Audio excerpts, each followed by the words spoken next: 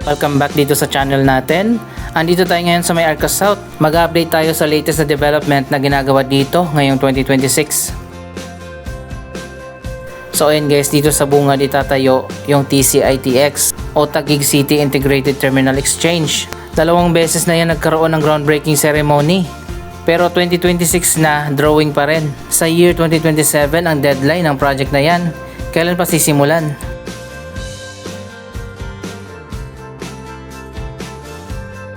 Kung kayo ay nakatira dito sa may FTI at mga nearby areas, isang malungkot na balita dahil tuluyan na nga na nagsara ang Sunshine Mall, isa sa mga lumang mall dito sa Taguig. After ng ilang dekada, tuluyan na nga na nagsara ang Sunshine Mall at i-demolish na rin yan. So ayun guys, ito na yung huling silip natin at goodbye na dito sa Sunshine Mall. Isa pang project na ginagawa ngayon ang bagong Arca South Terminal. Sobrang delayed na rin ang project na ito, dapat noong December pa yan natapos. Ito na nga ang magiging terminal dito sa Arca South. At kapag nag-open na rin ito, isasara na rin yung terminal dyan sa likod ng Sunshine Mall. So ayan guys, sinilip natin, ito pa lang yung progress. Malawak din pala itong Arca South Terminal. Ito ang magiging bagong terminal ng mga city bus, mga tricycle at mga jeepney at modern jeepney dito sa Arca South FTI.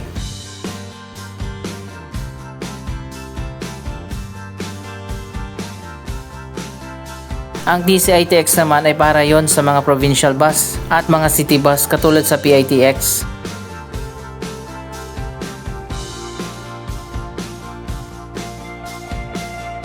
Sobrang delayed ng mga project ng Ayala ngayon. Ang dami kasi nilang project na sabay-sabay.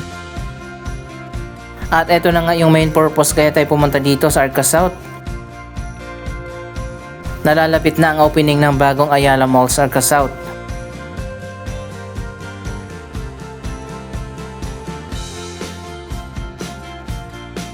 Wow, tingnan nyo naman guys, ang ganda na. Tapos na yung 2 elevated walkway.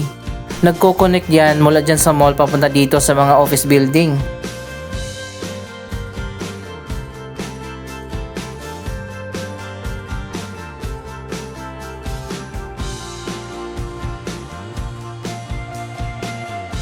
Ayon pa sa latest announcement, ang soft opening daw nito ay February 2026. Pero syempre hindi na tayo makapag-antay kaya pinuntahan na natin.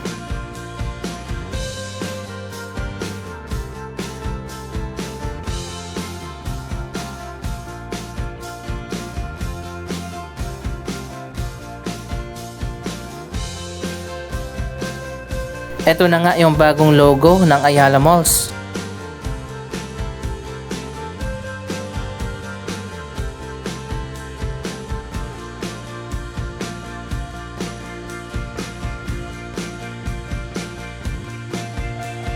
Dito sa gitna ay magkakaroon ng linear park. Diretso yan hanggang dun sa likod sa may football pitch. May bago na palang walkway dito.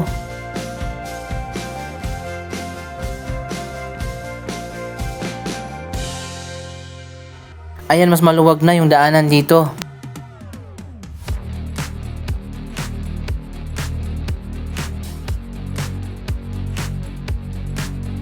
Pati dito sa kabila, meron na rin logo ng Ayala Malls.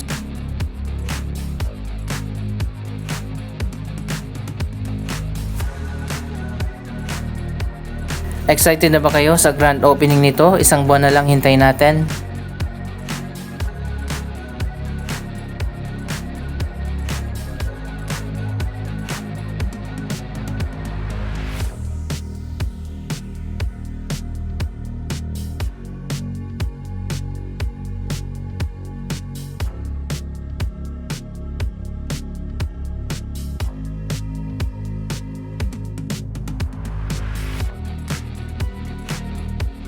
Sarado pa dito sa harap ng mall pero tingnan natin sa malapit.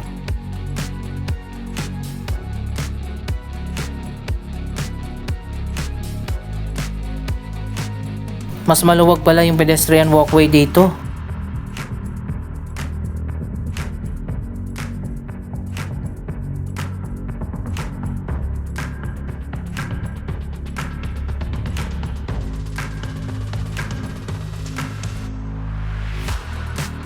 At syempre pa, meron talagang park kapag Ayala Mall.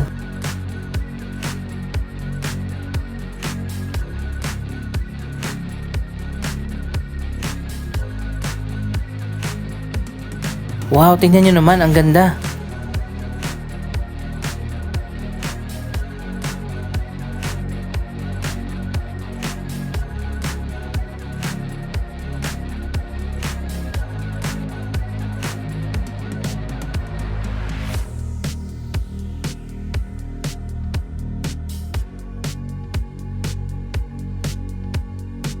So ayan guys, nakabakod pa nga itong buong area hanggang dito sa kabila sa may office building.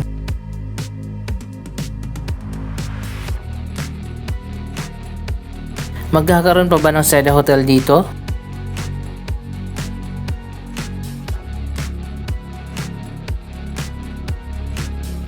Sa tingin ko dito sa baba ng office building ay extension ng Ayala Mall.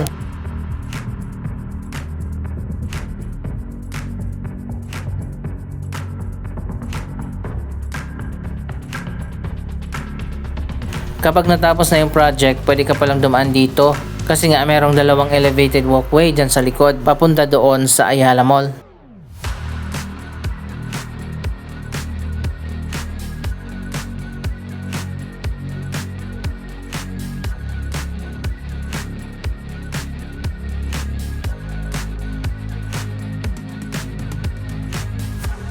Ang ganda niya, parang One Ayala din.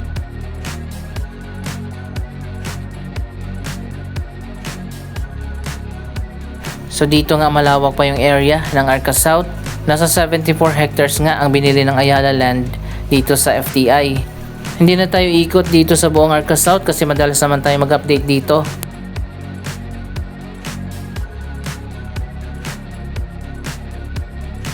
Ang pinuntahan lang talaga natin itong bagong Ayala Mall.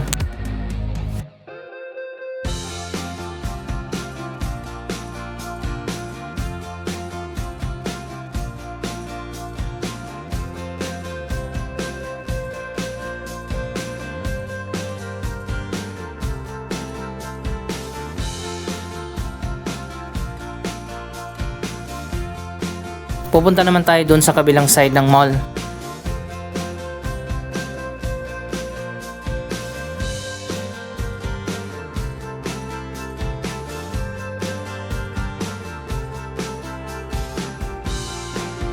Yung design ng building dito sa taas pang Seda Hotel talaga. Pero wala pang logo na nakasulat dito.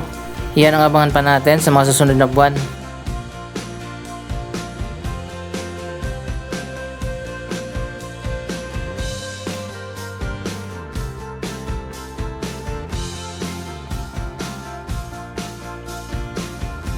Wala pang official date pero doon sa social media ng Arca South, February 2026 ang opening.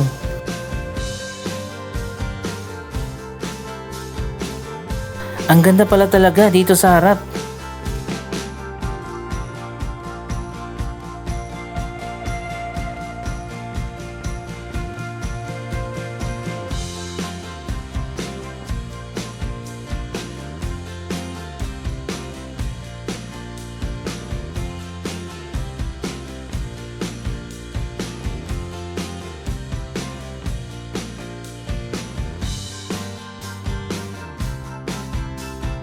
Ayan, nandito naman tayo sa kabilang side. Ang ganda na.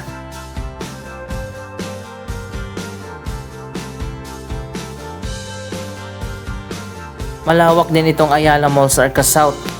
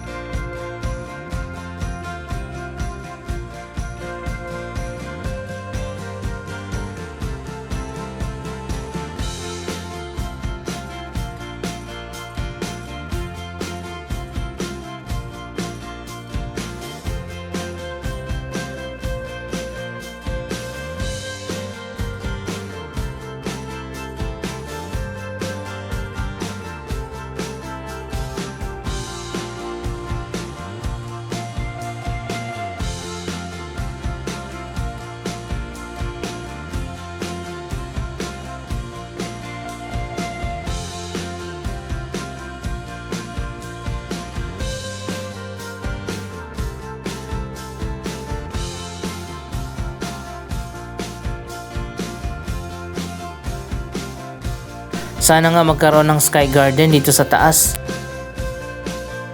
Abangan natin yan kapag nag-opening na. Itutour ko kayo dito sa bagong Ayala Mall.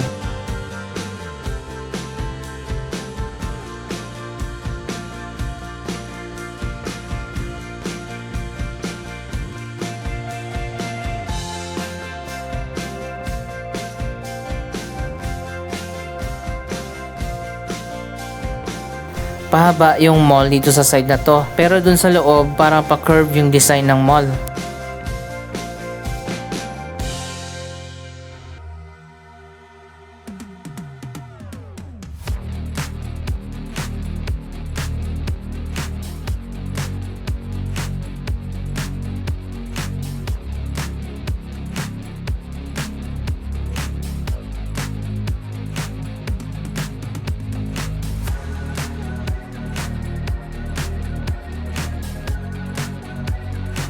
Abangan din natin ang anchor tenant dito sa bagong Ayala Malls Arca South. Usually Metro Supermarket and Department Store, pwede ring Landmark Supermarket and Department Store, pwede ring Robinson Supermarket at Department Store. Yan ang abangan natin.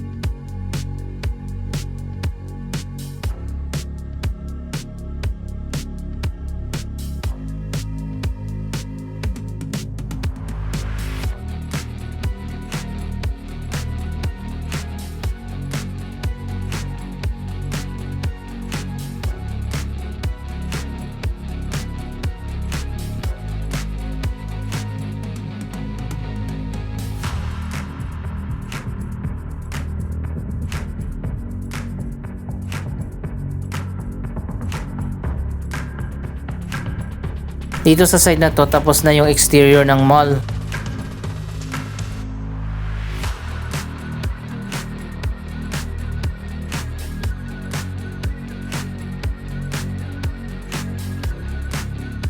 Pero dito sa dulo, marami pang ginagawa.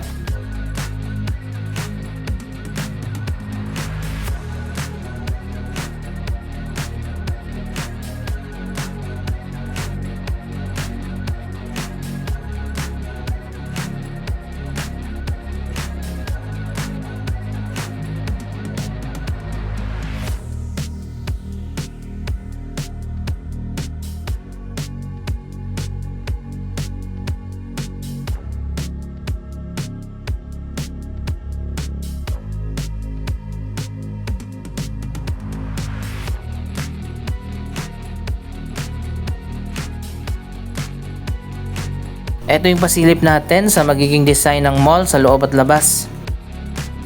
Parang market pala dito sa loob.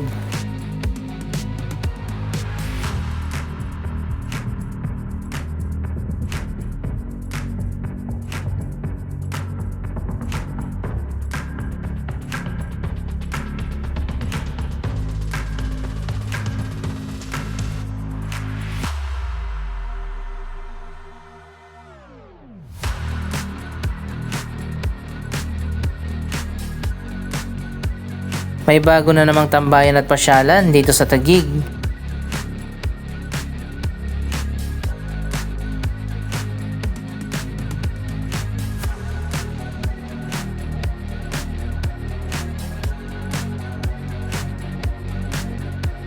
Sana nga mapuno agad ito ng mga tenant.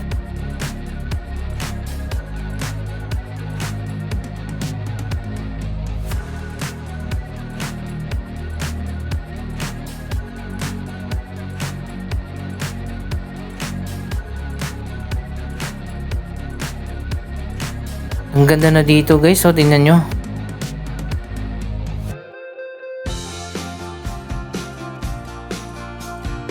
Balikan natin ito next month para sa opening.